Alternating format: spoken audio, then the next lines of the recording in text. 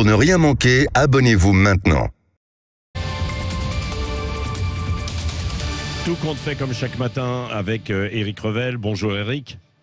Patrick, bonjour à tous. Sur les relations commerciales France-Chine, puisque Emmanuel Macron est sur place. Alors, quelles sont les entreprises françaises d'ailleurs qui accompagnent le président pour sa visite d'État de 3 jours en Chine ?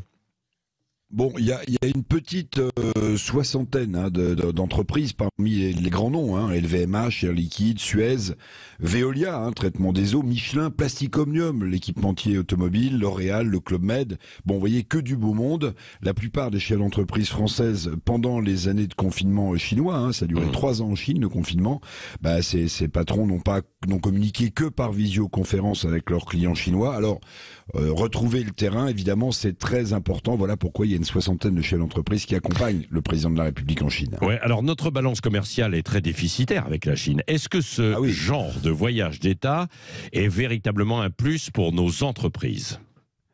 Oui, alors déficitaire, oui, vous avez dit le mot, 50 milliards d'euros de déficit avec la Chine, c'est-à-dire un tiers de notre déficit commercial global.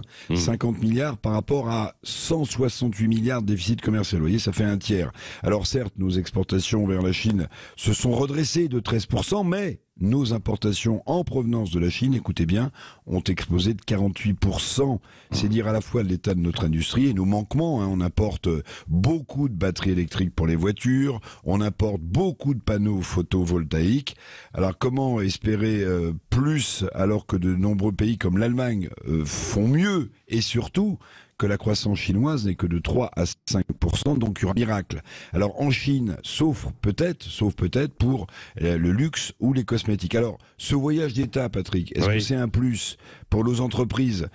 Elles attendent pas, heureusement, ce type de rendez-vous pour développer leurs affaires. Le Club Med, par exemple, a ouvert un resort hôtel à Linjiang, dans la province de Yuan. Saint-Gobain a ouvert un site de plaques de plâtre. Et puis surtout, vous voyez bien qu'ils n'y attendent pas ces voyages d'État. Airbus a signé un méga contrat de 332 appareils à l'été 2022, donc bien en amont du déplacement d'Emmanuel Macron en Chine. Oui, c'est cela. Emmanuel Macron qui est accompagné de la présidente de l'Union européenne, Ursula von der Leyen. Quel intérêt économique et politique ? D'abord, une petite comparaison. En novembre dernier, en visite en Chine, le chancelier allemand Olaf Scholz, avec sa méga délégation de chefs d'entreprise, lui, n'avait pas eu besoin de Madame von der Leyen pour vendre le Made in Germany à Pékin. Alors Emmanuel Macron, qui n'a que l'expression, c'est son problème, souveraineté européenne à la bouche, est cohérent finalement avec lui-même. Il veut accorder une plus grande place à l'Europe. Donc il emmène Madame von der Leyen.